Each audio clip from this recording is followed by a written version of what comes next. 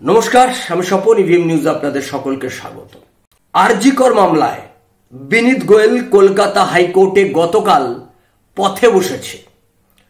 বিনীত গোয়েল আরজি করের নির্যাতিতার নাম তিনি প্রকাশ্যে নিয়ে এসেছিলেন, সে নিয়ে মামলা হয়েছে এবং এই মামলাতে কেন্দ্রীয় সরকারকে পার্টি করা হয়েছে।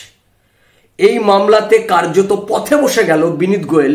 রাজ্য সরকার গতকাল হাইকোর্টে মিউ মিউ করে তাদের যে ভূমিকা পালন করেছে সেই ভূমিকাতে বিনীত গোয়েলের কার্যত বিপদের মুখে পড়লেন।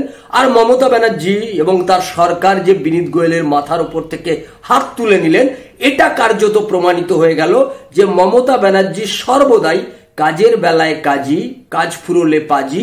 আবার যখন ভোট সামনে থাকে তখন তো মমতা ব্যানার্জির কাছে এটা আরো বেশি গুরুত্বপূর্ণ হয়ে যায়, কাকে সঙ্গে রাখলে ভোট বাড়বে, কাকে সঙ্গে নিলে ভোট কমবে। এটা হিসেব নিকেশ করি মমতা ব্যানার্জি ভোটের সময় অন্তত তাকে দেখে। এই যেমন এই সময় দাঁড়িয়ে পুলিশকে কার্যত মমতা ব্যানার্জি টার্গেট করেছে। পুলিশের উপর মানুষের মারাত্মক ক্ষোভ রয়েছে, গোটা রাজ্যের পুলিশের উপর, প্রশাসনের উপর মানুষের ক্ষোভ রয়েছে। মমতা ব্যানার্জি তাই একটা এমন বিষয়কে উত্থাপিত করার চেষ্টা করছেন বারবার, অ্যাজ এফ তিনি যেন কিছু জানেন না। তিনি 13 বছর ধরে সরকার চালাচ্ছেন, অথচ তার সরকারের পুলিশ তারা গরু পাচার, কয়লা পাচারের টাকা নিচ্ছেন। তিনি হঠাৎ আবিষ্কার করলেন এই 2026-এর বিধানসভা নির্বাচনের ঠিক আগে আগে এসে তিনি জানতে পারলেন যে পুলিশ গরু পাচার, কয়লা পাচারের টাকা নিচ্ছে না, যে পুলিশ নয় গরু পাচার, কয়লা পাচারের টাকা নিচ্ছেন, তিনি পদক্ষেপ করছেন। তার দলের যে নেতারা, তার পরিবারের যে লোক গরু পাচার, কয়লা পাচারের টাকায় অভিযুক্ত হয়ে রয়েছে, তার দলের যে নেতারা জেল খেটে আসছে গরু পাচার, কয়লা পাচার কেসে, তাদের বিরুদ্ধে তিনি কি পদক্ষেপ নিলেন? তিনি এই মুহূর্তে আসানসোল দুর্গাপুর পুলিশ কমিশনারেটের বারাবণী থানার সাব ইন্সপেক্টর মনোরঞ্জন মণ্ডলকে সাসপেন্ড করেছেন এবং তার 19 তারিখে অন্ডাল থানায় বদলি করার কথা ছিল, সেটাকে বাতিল করে দেওয়া হয়েছে। আবার পশ্চিম বর্ধমানের কাকসা থানার আইসি পার্থ ঘোষকে কম্পালসারি ওয়েটিং এ পাঠানো হয়েছে, তাকে ডেকে পাঠানো হয়েছে। তারা তাদের যে দায়িত্ব সে দায়িত্ব পালন করছে না, দুর্নীতির সঙ্গে তাদের নাম পাওয়া যাচ্ছে। হঠাৎ করে 2026-এর বিধানসভা নির্বাচনের আগে মমতা ব্যানার্জির বোধোদয় হলো যে গোটা রাজ্যের যত দুর্নীতি, সব দুর্নীতি হচ্ছে এই পুলিশ করেছে। তিনি এটাই করেন। সারদা কেলেঙ্কারিতে যখন বারে বারে নাম উঠেছে, সারদা রানী কে, সারদার মূল বেনিফিশিয়ারি কে, কুণাল ঘোষ যখন বারবার বলছেন মমতা ব্যানার্জিকে আমার সামনে বসিয়ে দিন, মমতা ব্যানার্জি তখন সুন্দর বাইপাস করে মমতা ব্যানার্জির হয়ে এই রাজ্যের প্রশাসনের এক অংশ তারা কিন্তু সমস্ত তথ্য লোপাট করে লোপাট কুমার আখ্যা পেলেন। অর্থাৎ গোটা রাজ্যের সমস্ত তদন্ত প্রক্রিয়াকে, সারদার তদন্ত প্রক্রিয়ায় মমতা ব্যানার্জির বিরুদ্ধে যে অভিযোগ উঠেছিল সেই অভিযোগকে কার্যত লোপাট করে দেওয়া হয়েছে বলে এই অভিযোগে অভিযুক্ত এই রাজ্যের পুলিশ প্রধান রাজীব কুমার, তার বিরুদ্ধে আইনি মামলা চলছে সুপ্রিম কোর্টে।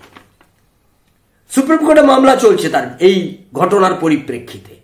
আর আরেকদিকে কি দেখতে পাচ্ছি, এই আরজি কর মেডিকেল কলেজ, যে আরজি কর মেডিকেল কলেজ ঘটনা ঘটে যাওয়ার পর আরজি কর মেডিকেল কলেজ একজন সামান্য সিভিক পুলিশকে বাঁচানোর জন্য খোদ মুখ্যমন্ত্রী এত তৎপর হয়ে উঠলেন, পুলিশ কমিশনার বিনীত গোয়েল এত তৎপর হয়ে উঠলেন, কলেজের প্রিন্সিপাল সন্দীপ ঘোষ তৎপর হয়ে উঠলেন, ওখানে থানার ওসি তিনি তৎপর হয়ে উঠলেন। তারা হঠাৎ করে একটা সামান্য সিভিক ভলেন্টিয়ারকে বাঁচানোর জন্য এত তৎপর হলেন, 5 দিন ধরে সমস্ত তথ্য প্রমাণ লোপাট করা হলো। গোটা রাজ্যের মানুষ দেখেছে পুলিশ প্রশাসন সেই তথ্য প্রমাণ লোপাট করার ক্ষেত্রে পুলিশ প্রশাসনের ভূমিকা কি ছিল, যে ভূমিকা আমরা এর আগেও দেখেছি। আমরা দেখেছি এই বিনীত গোয়েলের ভূমিকা, আমরা কামদুনির কেসেও দেখেছি কিভাবে তথ্য প্রমাণ লোপাটের কারণে, তথ্য প্রমাণের অভাবে কলকাতা হাইকোর্ট থেকে বেকসুর খালাস হয়ে গেল এই যে কামদুনির যারা অপরাধী, সেই অপরাধীরা ছাড়া পেয়ে গেল। এটা রাজ্যের একটা স্বাভাবিক ঘটনা।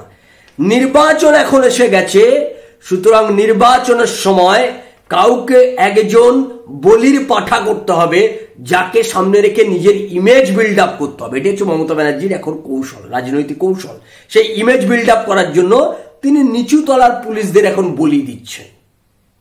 এবং এক্ষেত্রে তিনি যখন দেখলেন বিনীত গোয়েলকে নিয়েও তার বিপদ বাড়ছে, বিনীত গোয়েলের থেকেও কার্যত আস্তে করে হাত সরিয়ে নিয়েছেন।